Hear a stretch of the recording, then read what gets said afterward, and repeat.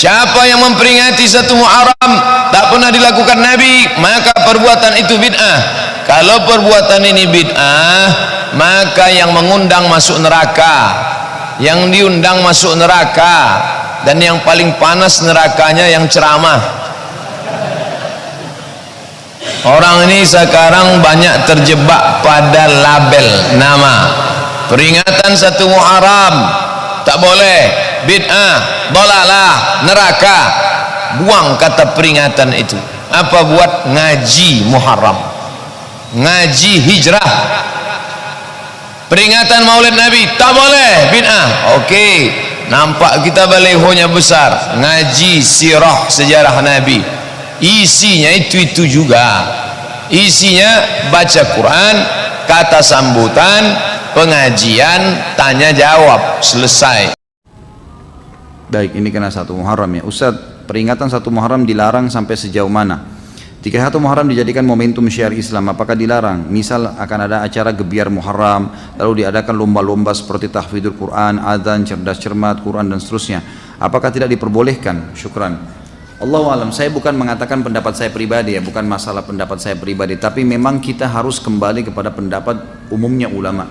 Ulama-ulama yang saya pernah belajar dari tangan mereka, mereka mengatakan tidak pernah ada dicontohkan oleh Nabi SAW, padahal Nabi adalah Nabi, utusan Allah SWT. Begitu pula dengan para sahabat merayakan tahun baru Islam, tidak pernah ada itu. Belum pernah mereka merayakan itu. Kalau kita mengemasnya, mengatakan ya kena alasan kaum muslimin adakan tahun baru Islam, kenapa? Karena orang Nasrani punya tahun baru Masehi kan? Makanya kita juga tarik-tarik mencontohi kata Nabi SAW, man tasyabaha biqaumin fahuwa minhum. Siapa yang menyerupai satu kaum maka dia akan sama dengan mereka.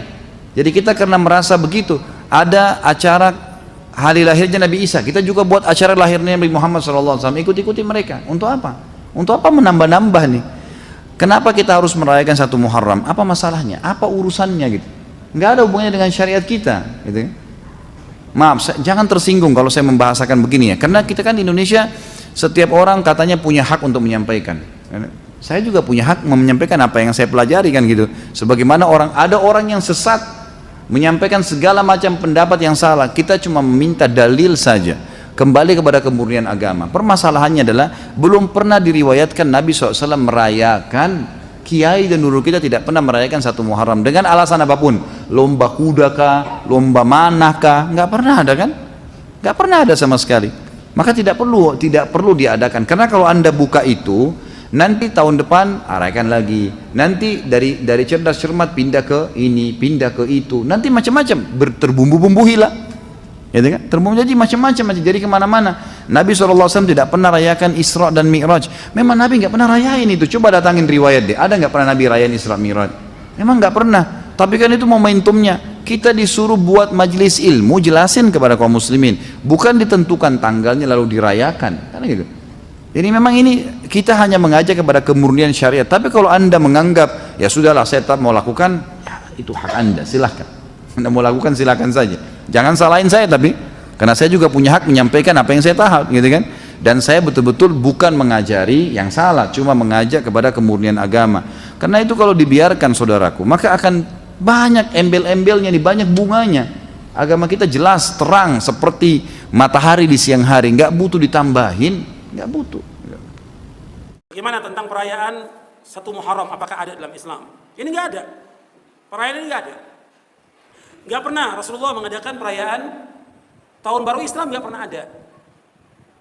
Nggak pernah ada juga mengadakan Maulid, mengadakan Nisfu Sya'ban, mengadakan Isra Mi'raj, atau yang nggak pernah ada. Karena hari raya dalam Islam itu hanya dua, apa? Idul Fitri dan Idul Adha.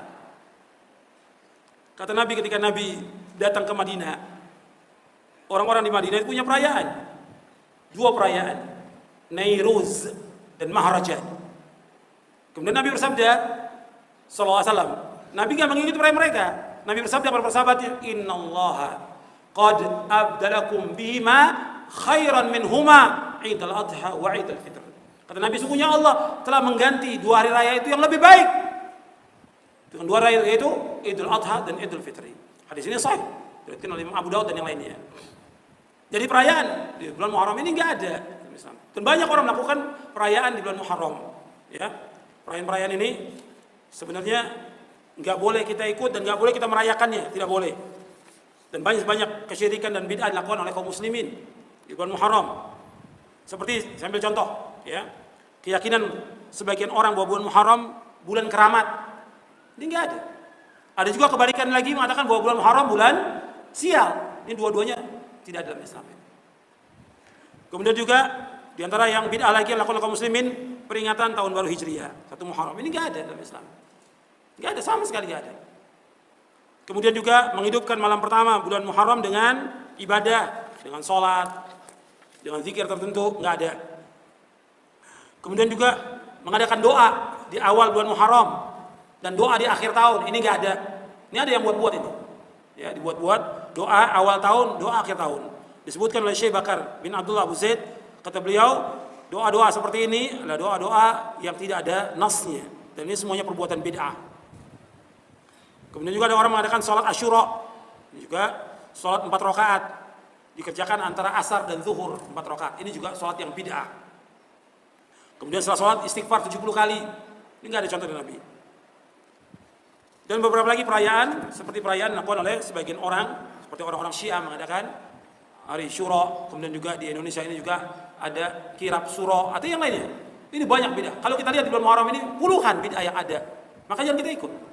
Termasuk juga di Indonesia ada perayaan Lebaran anak yatim, bubur merah, bubur putih. Ini nggak ada. Ini semuanya bid'ah.